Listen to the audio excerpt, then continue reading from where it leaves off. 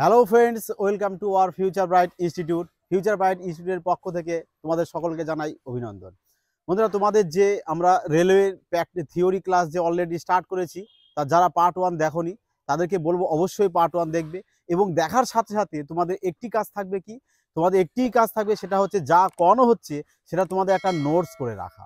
যদি তুমি নোটস করে রাখো তাহলে কি হবে, এক্সামের আগে তুমি যখন একবার রিভিশন দিতে পারবে তখন আরো বেটার তোমার কাছে হবে।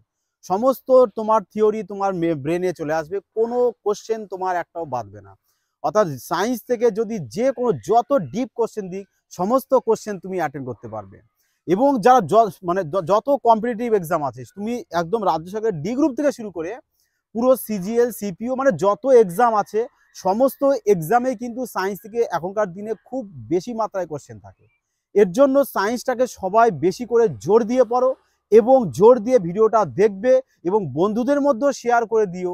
দেখো, এটুকু কাজ তোমাদের জন্য থাকবে যে বন্ধুদের মধ্যে চ্যানেলটিকে শেয়ার করে দাও, যাতে তারাও এই ধরনের ভিডিও দেখে এক্সামে সিলেকশন নিতে পারে। যাই হোক বন্ধুরা, আর বেশি সময় নষ্ট করলাম না, তোমরা দেখে নাও। আগের দিন তোমাদেরকে আমরা ভিটামিনের পার্ট এ করিয়েছি, অর্থাৎ পার্ট 1-এর ভিটামিন এ করিয়েছি। আজকে ভিটামিন ডি করাবো। এরকম কন্টিনিউ প্রতিটি ভিটামিনের একদম নিখুঁত থেকে নিখুঁত তথ্য তোমাদেরকে দেওয়া হবে, যাতে তোমরা এক্সামের প্রতিটা কোশ্চেন অ্যাটেন্ড করে আসতে পারো। সে যে কোনো এক্সামে হোক না কেন, কেউ যদি ইউপিএসসি বসে বা সিজিএল বলো, যে কোনো এক্সামে বলো, সমস্ত এক্সামের জন্য প্রযোজ্য। আর আমি চাই যে আমার চ্যানেল থেকে যারা আসন্ন রেলওয়ে ডি গ্রুপের ভ্যাকান্সি বেরোতে চলেছে, তারা যদি এই ভিডিওগুলো কন্টিনিউ মনোযোগ সহকারে দেখে, তাহলে তাদের সায়েন্স থেকে অন্তত 25টা কোশ্চেন থাকলে তারা 25টাই করতে পারবে, এটুকু গ্যারান্টি দেওয়া হচ্ছে। তা যাই হোক, দেখো আজ আমরা করব পার্ট 2, অর্থাৎ ভিটামিন ডি সম্বন্ধে। এ সম্বন্ধে করে দেওয়া আছে, সবাই দেখে নিও। দেখো তাহলে সবাই হেডিং করে দাও, তোমরাও কিন্তু খাতায় হেডিং করে দেবে। কি ভিটামিন ভিটামিন ডি করবো আজ, তোমরাও খাতায় হেডিং করবে ভিটামিন ডি। ভিটামিন ডি, তাহলে প্রথমে জানবো যে ভিটামিন ডি এর কি কেমিক্যাল নেম বা রাসায়নিক নাম কি। দেখো একদম নিখুঁত তথ্য, এর বাইরে কিচ্ছু নেই। এটাই তোমাদের সর্বশেষ, এটা ভালো করে দেখে নাও, সমস্ত এক্সাম কভার হয়ে যাবে। তাহলে লেখো প্রথমে কি chemical chemical name. Chemical name Bangla যা লিখবে লিখে নিও রাসায়নিক নাম। অর্থাৎ ভিটামিন ডি এর কেমিক্যাল নাম কি জানি আমরা, ক্যালসিফেরল। কি নাম? ক্যালসিফেরল। অর্থাৎ ভিটামিন ডি এর রাসায়নিক নাম কি? ক্যালসিফেরল। দেখো এর নামের মধ্যেই তোমার আরো কিছু অজানা তথ্য আছে।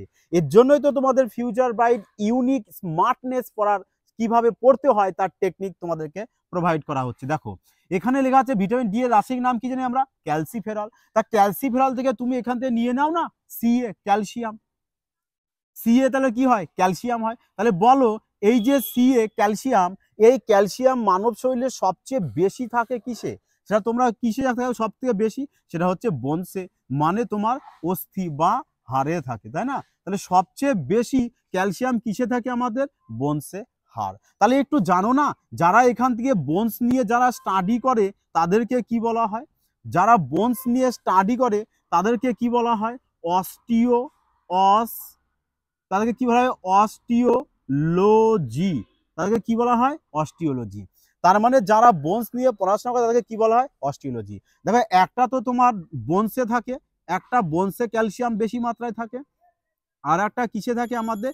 টিথে, মানে দাঁতে থাকে। তাহলে এই দুটো জায়গায় সব থেকে বেশি ক্যালসিয়াম পাওয়া যায়।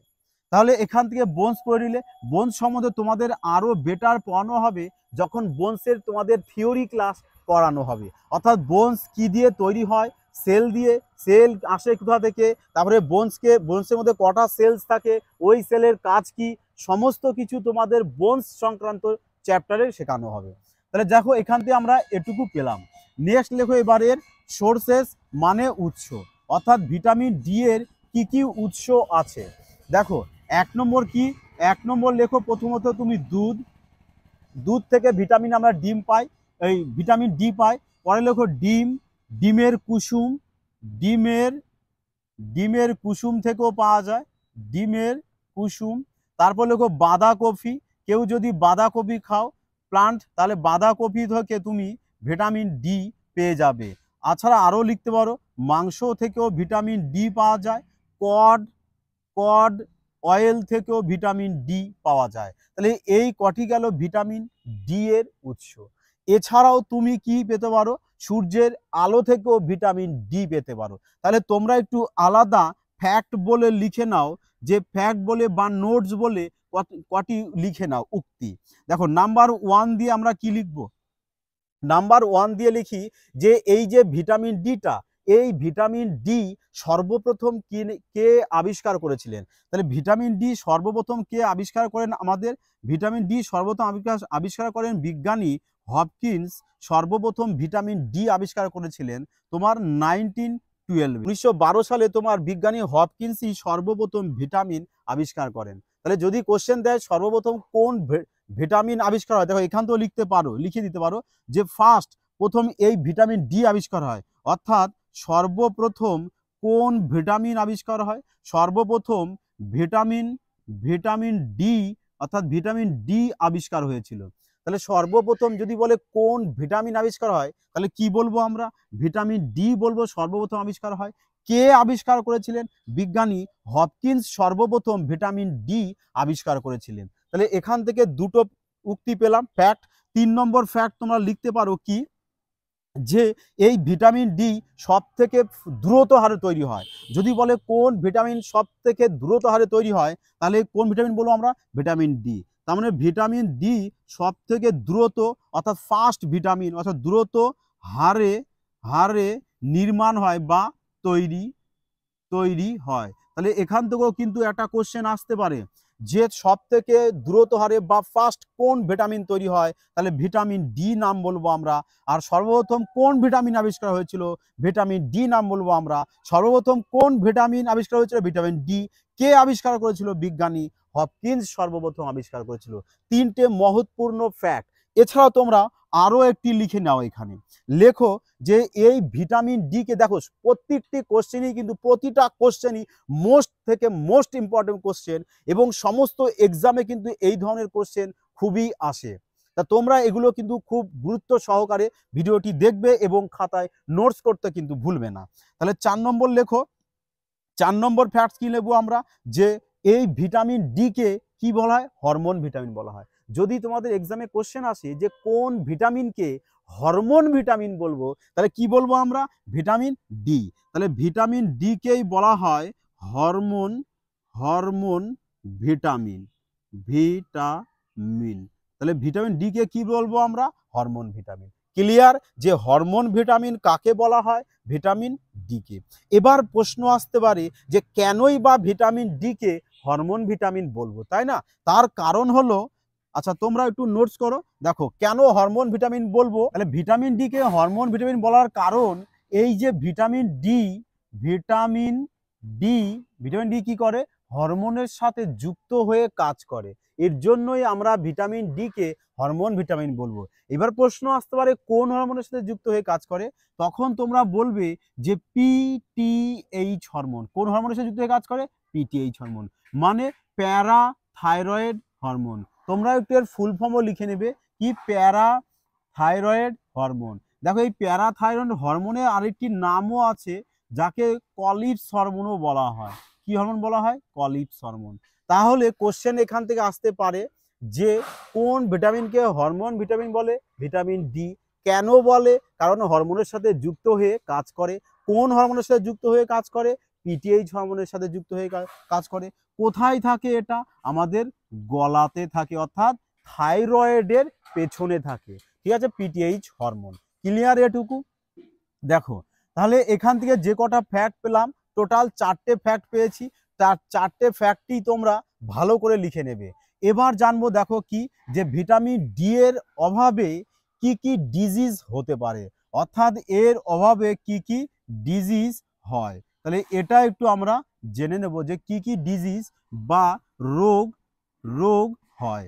তাহলে দেখো নাম্বার 1 লেখো। আচ্ছা তার আগে ডিজিজের করার আগে তোমরা একটু ভালো করে এইখান থেকে একটু লিখে নাও আলাদা করে, যে এই যে ভিটামিন ডিটা তোমাদেরকে আমি করিয়েছি, ভিটামিন ডিটা, এই ভিটামিন ডি কে আবার দুটো ভাগে ভাগ করা যায়।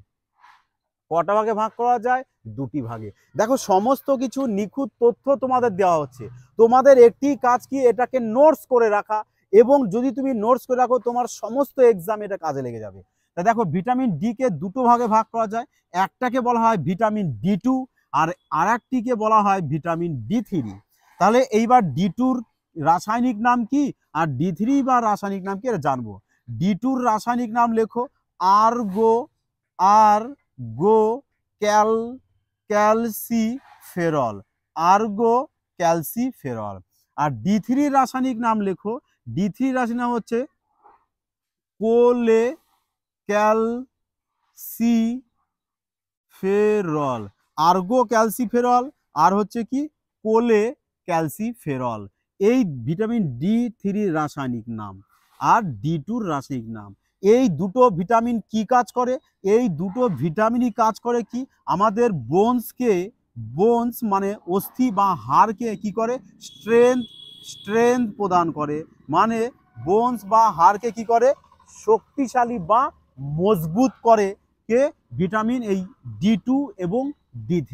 দেখো যদি কারোর ভিটামিন ডি2 কমে যায় বা ভিটামিন ডির পুরো পার্ট কমে যায়, ডি2 কমে যায়, তাহলে কি হবে তার হাড় দুর্বল হয়ে পড়বে, এবং দেখবা সেক্ষেত্রে যদি বেশি মাত্রায় ডি2 কমে যায় বা ডি3 কমে যায়, দেখবে তাহলে তার হাড়ের জয়েন্টে ভীষণ মাত্রায় যন্ত্রণা হয়, গিটগুলো যেন একটু হালকা জাস্ট ফোলা হয়ে যায়, কিন্তু ভীষণ জয়েন্টে পেন আসে যদি এটা কমে যায়। তো তাহলে ভিডিও বোঝা গেল কি বললাম, এটা কমে গেলে কি হবে জয়েন্টে পেন হবে। ব্যাস এটুক গেল। এবার চলে আসো আমরা ভিটামিনের অভাবে কি কি রোগ হয় সেটা একটু দেখব। তাহলে নাম্বার 1 রোগ লিখে দাও রিকেট রোগ। কি রোগ লিখবো আমরা? রিকেট। তাহলে রিকেট রোগ কাদের হয় এটা তো সবাই জানো যে রিকেট রোগ হয় শিশুদের, এই রিকেট রোগটা হয়। তাহলে 2 নম্বর রোগ লেখো, 2 নম্বর কি লিখবো আমরা? অস্টিও ম্যালেসিয়া রোগ। কি লিখবো আমরা? লেখো অস্টিও ম্যালেসিয়া ডিজিজ। তাহলে এটা কাদের হয়? এটা হয় অ্যাডাল্টদের হয় অস্টিও ম্যালেসিয়া ডিজিজ। তাহলে 3 নম্বর ডিজিজ লেখো অস্টিওপ্রোসিস। তাহলে অস্টিওপ্রোসিস ডিজিজ হয় কত? 3 নম্বর ডিজিজ। দেখো অস্টিওপ্রোসিস ডিজিজটা তখনই হয়, মনে রাখবে এই যে রোগটা না এটা বেশিরভাগ তোমার ফিমেলদের হয়। কাদের হয়? ফিমেলদের। তখনই হয় যখন তাদের এজ 40 থেকে 45 প্লাস মানে অ্যাভাব হয়ে যায়। কারণ বলা যায় যে এই বয়সের পরের থেকেই মেয়েদের শরীরে কি হয় ভিটামিন ডি একটু কমতে থাকে, এবং এই অস্টিওপ্রোসিস বলতে দেখো পোর্স মানে কি, এই যে প্রোস না প্রোস মানে হচ্ছে কি তোমার ছিদ্র। কি বলা হয়? ছিদ্র। তার মানে যখন এই রোগটি হবে তখন তার হাড়ে কি হয় এরকম ছিদ্র দেখা যায়, অর্থাৎ তখন তারা দেখবা এমনি সাধারণত লক্ষ্য করবে তোমরা যাদের দেখবা এর জন্যই দেখবা এই ভিটামিন ডি যদি কমে যায় তাহলে কি হয় হাড়ের ছিদ্র দেখা দেয়, ফলে কি হয় তারা দেখবা সামনের দিকে কিছুটা ঝুঁকে পড়ে। সেই রোগটাকে বলা হয় অস্টিওপ্রোসিস রোগ। আচ্ছা 4 নম্বর ডিজিজ তুমি লেখো, অস্টিওপ্রোসিস গিয়েছে, 4 নম্বর লেখো ব্লো লেগস। তার মানে কি দেখবা যদি কারোর বোনসে বা হাড়ে যদি ভিটামিন ডি কমে যায় তাহলে দেখবা তার উপরের হাড় পুরো কি হয় অনেকটা দুর্বল হয়ে পড়ে, তখন হাড়ের টোটাল বডির ভারটা কিসে চলে আসে? পায়ে মানে ফিমারে চলে আসে। আর যখন পুরো ভারটা ফিমারে চলে আসে তখন কি হয় ফিমারটা কি হয় পাটা ব্যান্ড মতো হয়ে যায়, সেই রোগটাকে বলা হয় ব্লো লেগস।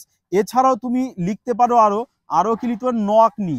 দেখবা অনেকের নকনি ডিজিজ হয়। নকনি ডিজিজ মানে কোনো লেগে যাওয়া নকনি ডিজিজ, ওটাও কিন্তু ভিটামিন ডি এর অভাবের জন্য হয়। তাহলে দেখো ভিটামিন ডি এর অভাবে কি কি রোগ পেয়ে গেলাম আমি?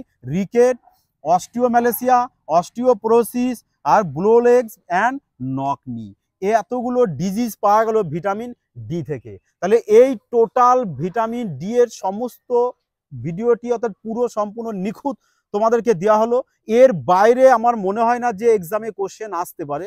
যদি তোমরা প্রপার মনোযোগ সহকারে ভিডিওটিকে দেখো এবং তোমরা নোটস করে রাখো তাহলে তোমাদের সায়েন্স থেকে একটি কোশ্চেনও বাঁধবে না, আর ভিটামিন থেকে বাঁধার তো কোনো প্রশ্নই নেই, যাই দিক সমস্ত কিছু পারবে। যাই হোক বন্ধুরা, যদি ভিডিওটি ভালো লাগে, ভালো তো লাগবেই, কারণ ভালো লাগবে এই কারণে এত সুন্দর ডেসক্রিপটিভ তোমাদেরকে একমাত্র ফিউচার ব্রাইট ইনস্টিটিউটই প্রোভাইড করছে।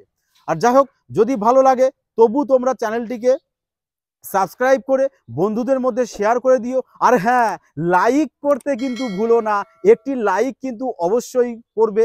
আমিও তোমাদের কাছে একটি লাইক আশা করি এবং বন্ধুদের শেয়ার করে দিও। যাই হোক, জয় হিন্দ বন্ধুরা, সুস্থ থেকো, ভালো থেকো।